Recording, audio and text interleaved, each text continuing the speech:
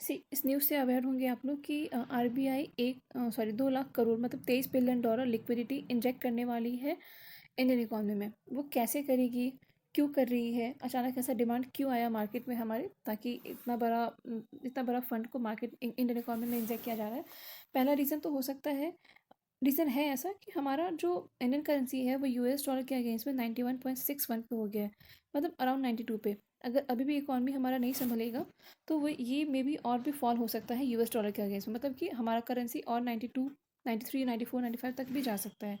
दूसरा रीज़न ये हो सकता है कि ये भी है कि आरबीआई जो मेंटेन करती है बैंकिंग सिस्टम का फाइनेंशियल ऑपरेशंस, उसमें फ़ंड शॉर्टेज हो सकता है। मे बी मान लो सारे बैंक्स में मिला के, गवर्नमेंट, प्राइवेट, इन लोगों के पास इतना सपोज़ 1 लाख करोड़ रुपए होना चाहिए, ताकि अगर कोई भी फ़ंड को वापस मांगने आए तो बैंक के पास उतना पैसा होना चाहिए ताकि वो उनको रिटर्न दे पाए। अगर इनकेस अगर नहीं होता है तो वो कैसे रिटर्न करेगी, सिंपल सा बात है। और दूसरी बात है कि जो आरबीआई हम लोग देखते होंगे, हर जो 2-3 मंथ पे आरबीआई अपना स्टेटमेंट देती है रेपो रेट को लेकर। तो रेपो रेट तो मे बी चलो आरबीआई नीचे डिक्रीज़ करती है 0.5, 0.05 से भी, 0.25 से भी। बट अगर रेपो रेट नीचे कर भी रही है, लोन देने के लिए अगर बैंकिंग के पास पैसा ही नहीं है तो वो लोन कैसे देगी, है ना। तो अभी अभी हमारा रेट चल रहा है 5.25 रेपो, मॉनेटरी पॉलिसी का रेपो रेट। तो ये चलो ठीक है, मॉनेटरी हमारा ये रेट सही है, बट बैंकिंग में उतना फंड नहीं है प्रोवाइड करने के लिए। पहला है ओपन मार्केट ऑपरेशन, और दूसरा भी समझेंगे हम लोग ऑपरेशन है। पहला ओपन मार्केट ऑपरेशन, इसमें क्या है कि पहले तो आरबीआई बॉन्ड खरीदेगी। बॉन्ड किसके पास होता है? बैंक के पास होता है। आरबीआई बैंक से लेगी गवर्नमेंट बॉन्ड, और क्या देगी? फंड देगी। जो 2 लाख करोड़ रुपए लाने वाली है बैंक, वो कैसे इंजेक्ट करेगी? तो वो ओपन मार्केट ऑपरेशन में आरबीआई बॉन्ड लेगी बैंक से और उनको क्या देगी? लिक्विड देगी। ठीक है, लिक्विड देगी तो बैंक क्या करेगी? बैंक इस लिक्विड को मेंटेन कैसे करेगी? लोन प्रोवाइड करेगी। उनका जो डेली ऑपरेशंस होता है, पैसे, सपोज मान लो कोई चेक लेके आया तो उसको वो देना है, जो भी डेली ऑपरेशंस होते हैं बैंक के, बहुत सारे ऑपरेशंस होते हैं, वो उनको मेंटेन करेगी। तो ये आया इकॉनमी में पैसा, पहला तरीका। तो ये दो दो तरीके से, ये पहला हुआ। तो ये जो दो है, पहला जो 1 लाख करोड़ जो लाने वाली है, वो दो डेट पे लाने वाली है, जो मैं स्टार्टिंग में बता रही थी आपको। पहला 50,000 करोड़ लाएगी 5 फरवरी को, और दूसरा 50,000 करोड़ लाएगी आपका 12 फरवरी को। ठीक है। सेकंड है हमारा फॉरेन स्वैप। तो फॉरेक्स स्वैप में क्या होता है ना, पहले तो ये करने वाली फरवरी 4 को, और इसमें $10 बिलियन होगा, अराउंड 90,000 करोड़। ठीक है। तो आरबीआई क्या करेगी? बैंक के पास जितने भी डॉलर्स होंगे, जितने भी नहीं मतलब 1 लाख करोड़ तक का, वो उनसे ले लेगी और क्या देगी उनको? करेंसी दे देगी, इंडियन करेंसी। तो उससे क्या होगा ना कि वो हमेशा के लिए नहीं लेगी, वो सिर्फ टेन्योर होता है, कभी 6 मंथ का भी होता है, कभी ये जो इस बार हो रहा है वो 3 साल के लिए हो रहा है। ये भी रीज़न है, फॉरेन स्वैप, ये भी वन ऑफ द रीज़न है, ताकि इससे हमारा डॉलर का वैल्यू, जो इंडियन इंडियन करेंसी का वैल्यू जो डॉलर के अगेंस्ट में, थोड़ा फिर से कंट्रोल में आ जाए। कुछ मंथ पहले, मतलब 1 साल पहले क्या था, हमारा 86 डॉलर का रुपीज़ 86 था, और उस टाइम पे भी इंजेक्ट की थी आरबीआई पैसा इंडियन इकॉनमी में, अराउंड $10 बिलियन का। ठीक है। पर उस टाइम पे भी रीज़न यही था, ताकि वो जो करेंसी जो अगेंस्ट में है, इंडियन करेंसी के अगेंस्ट में जो डॉलर हमारा यहाँ पे चल रहा है वो 86 पे था, मे बी मेंटेन हुआ था, तभी आज 91 और 92 पे है 1 साल के बाद। तो ये क्वेश्चन अराइज हो सकता है कि ये बैंक्स के पास जो डॉलर है, ये जो डॉलर है वो कैसे आता है? तो जो भी ट्रांजैक्शन होता है, सपोज बाहर है और यहाँ पे डॉलर में जो पैसा यहाँ पे आता है इंडियन इकॉनमी में, इंडियन बैंकिंग में, तो सारे बैंक, मतलब जितने भी बैंक में ट्रांजेक्शन, आईसीआईसीआई हो गई, एसबीआई, कैनरा, इन सब में जितना भी जो रिजर्व होता है, और इंडियन इकॉनमी में अगर पैसा आ रहा है डॉलर में, तो वो इंडियन इंडियन इकॉनमी में पैसा कैसे देगी? वो तो रुपीज़ में देगी। तो ये इनके पास इतना डॉलर रिजर्व हो गया।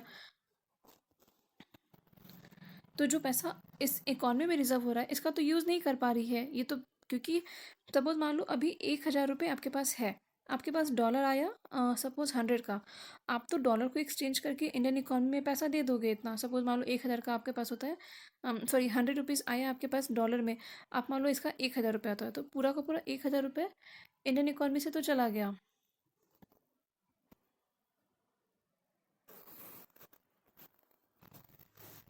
हाँ, तो ये इंडियन बैंकिंग सिस्टम से इतना पैसा चला गया, अब तो उनके पास सिर्फ डॉलर बचा, तो डॉलर का करेगी क्या? तो इसीलिए अब आरबीआई डॉलर लेना चाह रही है बैंक से, और उनको इंडियन करेंसी देना चाह रही है, ताकि वो अब लिक्विडेट हो इकॉनमी में, इंडियन इकॉनमी में, और वो पैसा जिस भी उनके फाइनेंशियल ऑपरेशंस को हो, या फिर लोन जिसको लेना उसके लिए लो, बैंकिंग का बहुत सारा काम होता है, तो उसके लिए पैसा यूज़ हो। तो एक और क्वेश्चन होगा कि जो $10 बिलियन का जो पैसा देगी बैंक को, वो कैसे देगी? एक्चुअली सपोज मान लो बैंकिंग में तो A to Z बैंक है इंडिया में, है ना, तो सबको तो नहीं दे सकती, तो ऑक्शन होता है यहाँ पे। ऑक्शन क्या होगा कि सपोज अभी चल रहा है 91.61 रुपीज़ कर डॉलर के अगेंस्ट में, ठीक है, रुपी, और उनके पास इतना रिजर्व है 91.61 के अकॉर्डिंग में, तो कोई भी अगर ऑप्शन होता है तो उनको क्या चाहिए कि किसी भी कितने मिनिमम प्राइस पे उनको मिल सके। तो मान लो 91.61 है, और बैंक ए बोल रही है कि मैं दूंगा 91.50 पे, बी बोल रही है मैं दूंगा 91.40 पे, और सी बोल रही है मैं दूंगा 91.30 पे। तो ऑप्शन किसको मिलेगा? सी को मिलेगा, ये सी है। तो इनको इतना पैसा आ जाएगा, तो क्या करेगी अब, ये स्वैप हो जाएगा, यहाँ पे स्वैप सिस्टम बोलिए ना, फॉरेक्स स्वैप।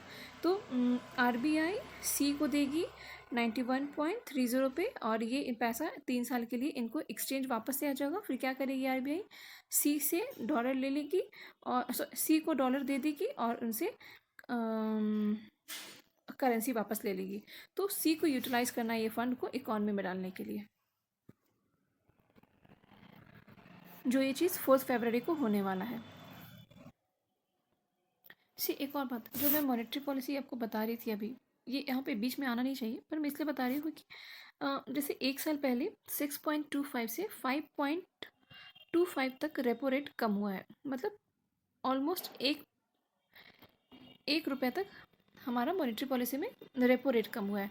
इसका मतलब ये हुआ कि बैंकिंग में आपका लोन का अमाउंट, सपोज मान लो बैंक में कैश नहीं आ रहा है, ठीक है, कैश शॉर्टेज है,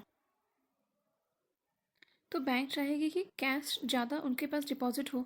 कैश ज़्यादा डिपॉजिट होगा तो कैश पे जो इंटरेस्ट है, सपोज एफडी हो या सेविंग हो, उस पर इंटरेस्ट ज़्यादा देगी। अगर कैश पे इंटरेस्ट ज़्यादा दे रही है तो लोन पे इंटरेस्ट ज़्यादा लगेगा, है ना।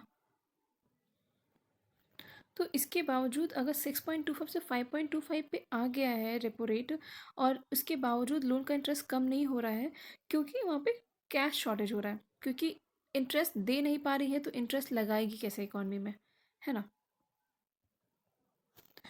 तो इसका रिवर्स भी सोचो आप, अगर इकॉनमी में पैसा ज़्यादा कैश ज़्यादा आने लगा बैंकिंग सिस्टम में, तो उस पर आपको इंटरेस्ट कम हो जाएगा, और लोन पे भी इंटरेस्ट कम हो जाएगा, ठीक है। आपको ज़्यादा दे नहीं रही है, तो आपसे ज़्यादा लेगी भी नहीं।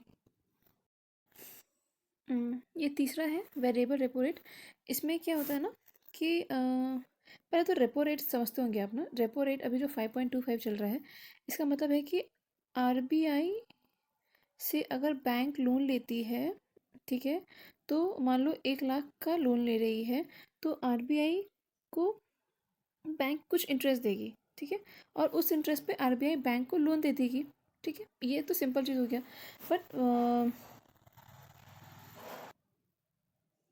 बट वीआरआर में क्या होगा ना कि बैंक, और हम लोग क्या समझ रहे हैं पे वीआरआर, तो वीआरआर क्या होता है ना कि सपोज बैंक जो 25, हाँ, इस जो February 4 को, सॉरी, ये जो वीआरआर होने वाला है वो 30 जनवरी को होने वाला है, ठीक है,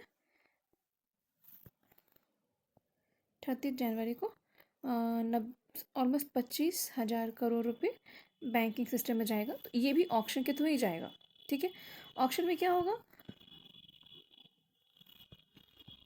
ऑक्शन में आरबीआई बैंक से बोलेगी जो भी मिनिमम इंटरेस्ट रेट देगा, सपोज अभी 5.25 चल रहा है, एक्चुअली में 5.25 है, तो 5.35, 5.2, सॉरी 5.25, ठीक है, 5.20, 5.15, ये इंटरेस्ट रेट पे बैंक्स बोलेगी कि हाँ मैं इतना, सपोज ए बोलते हैं मैं 5.25 पे ही दूंगा, बी बोलते हैं मैं 5.20 पे दूंगा, सी बोलते हैं मैं 5.15 पे दूंगा, तो आरबीआई देगी सी को जो भी मिनिमम ऑक्शन रेट पे मिलेगा, क्योंकि ये आरबीआई को वापस देना भी होगा पैसा।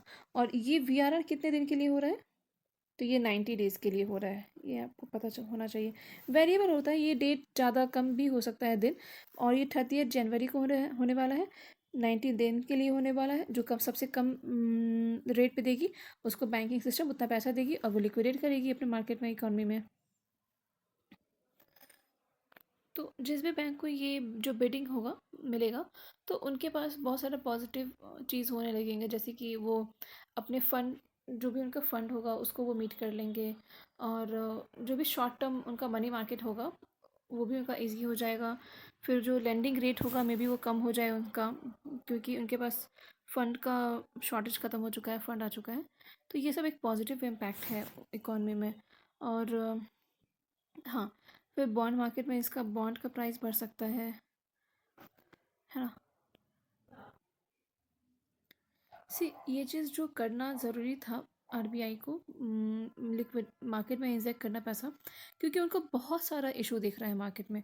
उनको उनको दिखा कि एफआईज का फंड नहीं आ रहा है इंडिया में, उनको दिखा कि रुपीज़ हमारा बहुत वीक होते जा रहा है, उनको ये भी दिखा कि रेपो रेट आरबीआई कम कर रही है। 6.25 था पिछले साल, अभी 5.25 है। जितने बार इकॉनमी में, जितने बार इन न्यूज़ में आया होगा कि अभी मॉनेटरी पॉलिसी का रिजल्ट आने वाला, रेट आने वाला है, तो जब जब आया होगा एक साल के अंदर अंदर में रेपो रेट कम ही होते गया होगा। पर रेपो रेट कम हो रहा है लेकिन लोन का प्राइस कम नहीं हो रहा है, इंटरेस्ट हम लोग का ज़्यादा नहीं हो रहा है, जो सेविंग इंटरेस्ट है वो ज़्यादा नहीं हो रहा है। क्यों नहीं हो रहा है? क्योंकि लिक्विडिटी क्रंच चल रहा है। तो ये सारा रीज़न एक वैलिड है कि अभी बहुत ज़्यादा इंपॉर्टेंट था। ऐसा नहीं है कि एक साल में लिक्विडिटी नहीं आया है मार्केट में, पिछले साल भी जनवरी के करीब में बहुत ज़्यादा $1 बिलियन का लिक्विडिटी आ चुका है मार्केट में, इंजेक्ट हो चुका है। बट ये स्टिल अभी भी ज़रूरी है, क्योंकि अभी पिछले साल 86 से अभी 92 आ गया है डॉलर्स के अगेंस्ट में हमारा इंडियन रुपी, तो वीक होते जा रहा है। और पिछले बार भी लिक्विडिटी इंजेक्ट हुआ है तो में भी ये थोड़ा कंट्रोल में भी है, कंट्रोल नहीं है लेकिन कंट्रोल में भी इसे बोल सकते हैं, वरना में भी ये और भी ज़्यादा फॉल रहता उस टाइम पे। तो यही है 3 instrument: open market order, foreign exchange swap और वीआरआर। ओपन मार्केट ऑर्डर में बैंक्स बॉन्ड, आरबीआई बॉन्ड लेगी बैंक से और उनको आईएनआर देगी, ठीक है, करेंसी देगी ताकि करेंसी का यूटिलाइज कर पाए। फॉरेन स्वैप मतलब कि डॉलर लेगी उनसे, क्योंकि डॉलर में तो बिजनेस नहीं ऑपरेट हो सकता ना इंडियन इकोनॉमी में, तो वो डॉलर लेगी इनसे और उनको 3 साल के लिए डॉलर रखेगी और उनको आईएनआर दे देगी, उनसे भी उनका बिजनेस ऑपरेट हो सकता है। तीसरा है वेरिएबल रेपो रेट, जो बैंक सबसे अच्छा बिड करेगी, जो सबसे कम इंटरेस्ट रेट पे आरबीआई को पैसा, कम से सबसे कम इंटरेस्ट रेट पे देगी, उनको बिड मिलेगा।